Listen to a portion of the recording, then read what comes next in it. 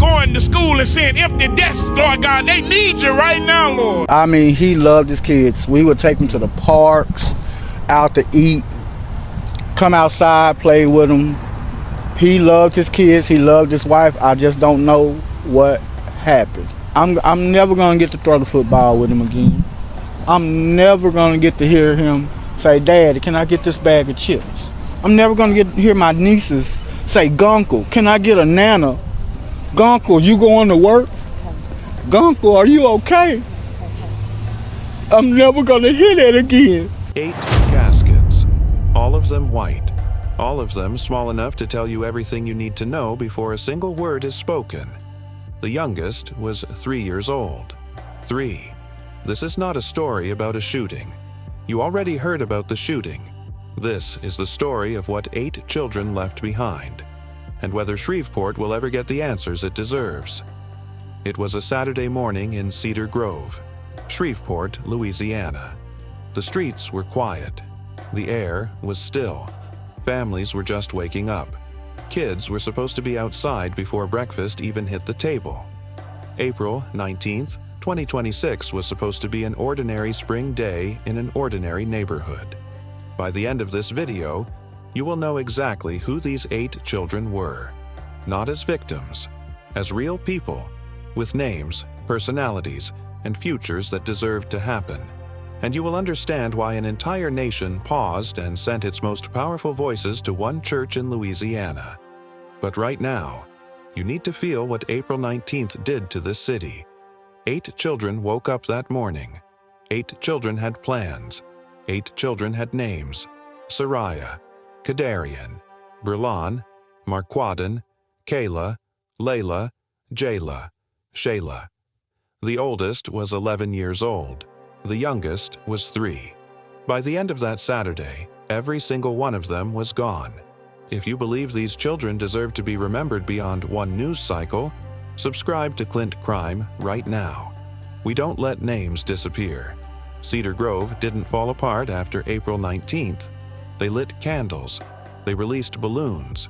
They lined the streets with teddy bears.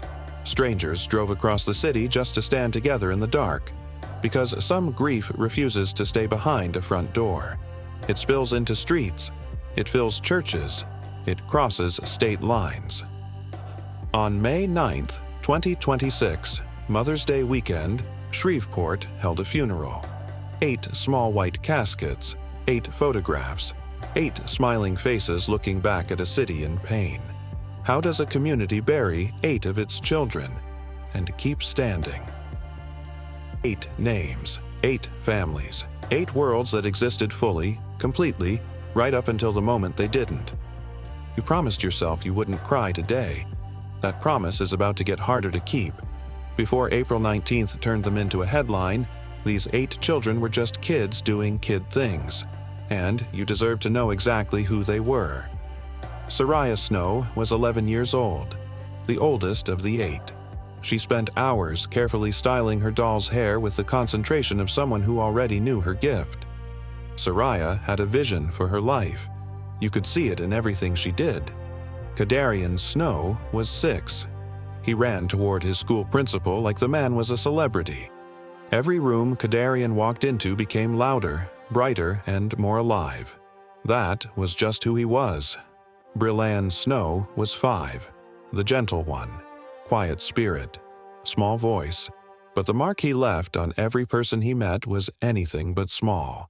Marquadan Pugh was 10, always moving, always discovering something new and carrying it home. His father stood in front of that church and said words that will stay with you.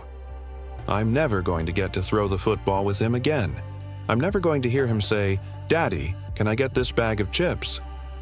Then there were the sisters. Kayla Pugh, age 6, Layla Pugh, age 7, Shayla Elkins, age 5, and Jayla Elkins, just 3 years old, the youngest of the 8.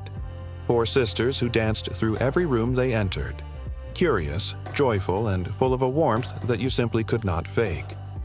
These children attended Summer Grove Elementary School, Linwood Public Charter School, and Johnny Cochran Head Start. That Monday morning after April 19th, Teachers walked into those buildings and sat down at their desks. They looked out at empty chairs that still had name labels on them. Some of those teachers started crying before a single student arrived. That image, empty seats in classrooms built for children who never came back, is the image Shreveport still carries today. And after this video, so will you. So what exactly happened on April 19th? And who left those chairs empty? Children, 8 worlds, and a community that refused to let them be forgotten, even as cameras arrived from across the entire country. Summer Grove Baptist Church, May 9th, 2026. Mother's Day weekend. You walk into that sanctuary and you feel it before you even see it. 8 small white caskets positioned at the front of the church. 8 photographs placed on top of each one, every child smiling like they knew they were deeply loved.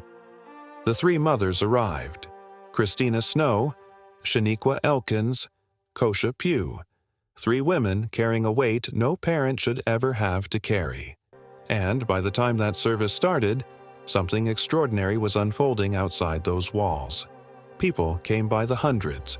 Here's exactly what that one funeral in Cedar Grove brought together. 1.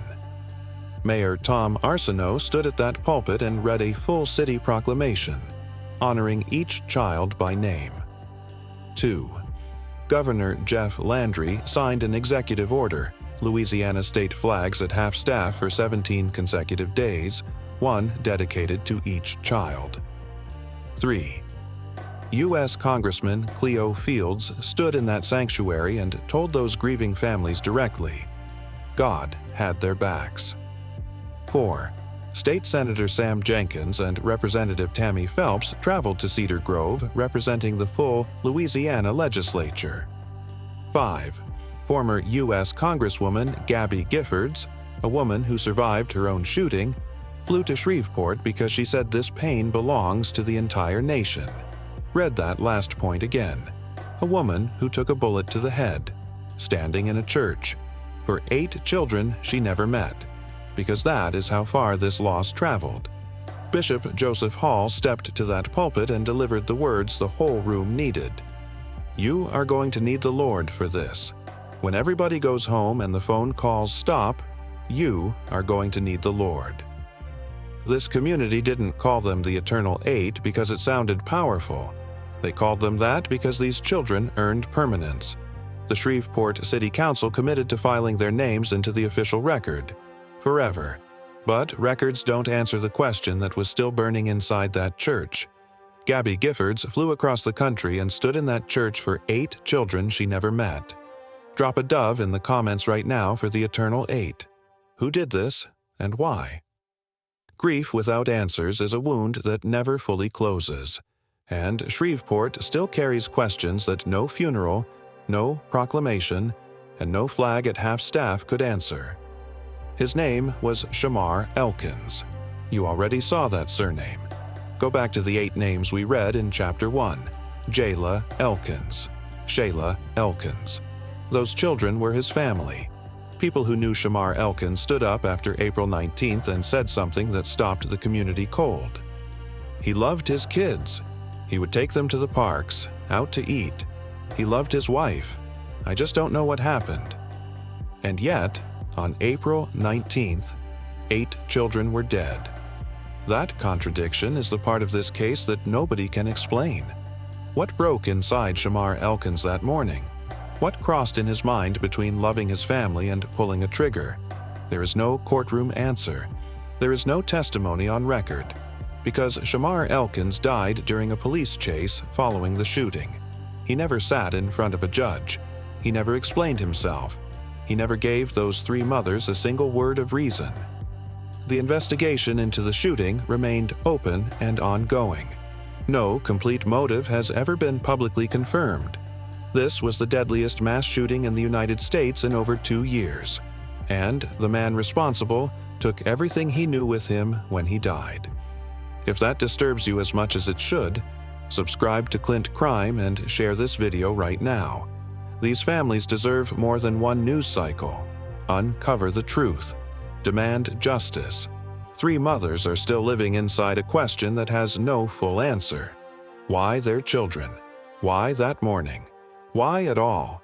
People who knew him said he loved his family. How do you personally make sense of that? Tell me honestly in the comments. The investigation is still open, but Shreveport has already decided one thing. Some cases end with a verdict, some end with a sentence. This one ended with a police chase and 8 white caskets, and a community still waiting on the rest. The flags came down. The cameras left. Cedar Grove is still standing there. Governor Landry's executive order ran for 17 days, 1 for each child. When the last flag came back up, the rest of the world moved on. Shreveport did not. Those empty desks at Summer Grove Elementary and Linwood Public Charter School live permanently in teachers' memories. Some of them say those chairs change the way they see every student who still walks through the door. The Eternal 8, that name didn't come from the media. Officials didn't assign it. It rose from the community itself. Because these children earned permanence. The Shreveport City Council committed their names to the official record. But Soraya Snow doesn't need a record to be remembered. Kadarian Snow doesn't need a plaque. Brillin, Marquaden, Kayla, Layla, Shayla, and Jayla don't need a proclamation. They need people like you to carry them forward. Say their names in the comments, all 8. Don't let them become a statistic. If this story moved you, share it right now. Not for the algorithm, for these families. Like this video. Subscribe to Clint Crime. Help carry these names further than Shreveport ever could alone. Every case matters.